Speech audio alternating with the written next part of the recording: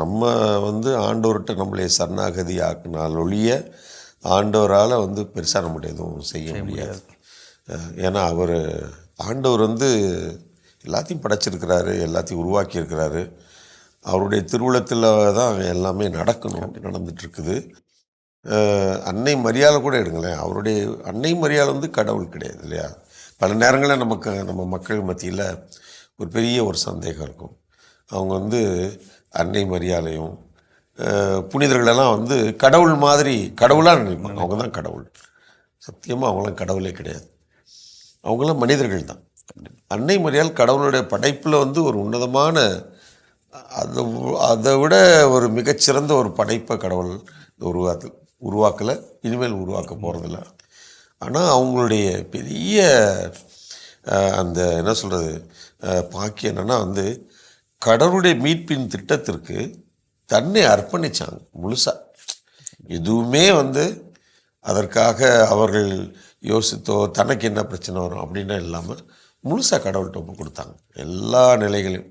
அதனால தான் கடவுள் அவங்கள அவ்வளோ தூரத்துக்கும் கடவுளுடைய மகன் இயேசு நம்ம இல்லைங்களா, அவர் உலகத்துக்கு வர்றார். அவரும் எப்படி தலைச்சிறந்த ஒரு மனிதனாக, அவர் கடவுளும் மனிதனுமானவர். பிலிப்பியர் எழுதிய திருமுகத்தில் எந்த அளவுக்கு தன்னை தாழ்த்தினாரோ அவ்வளவுக்கு கடவுள் அவரை உயர்த்தினார். மரியாளுடைய அந்த பாடலில் பார்த்திங்கன்னா, தாழ்த்தினோரை உயர்த்தினார், நெஞ்சிலே செருக்குற்றோரை சிதறடித்தார் அப்படின்லாம் வருது. புனிதர்களும் அப்படி தான்.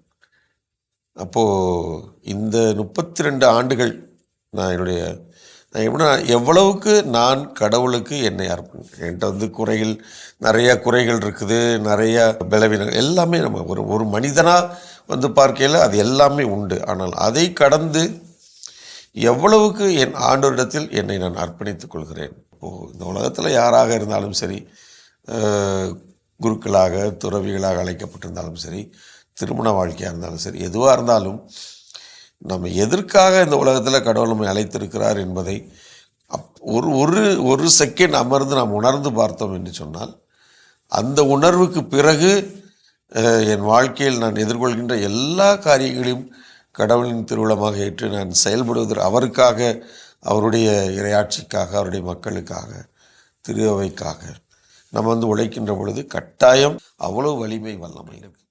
புனித வாரத்தை நல்ல விதத்தில்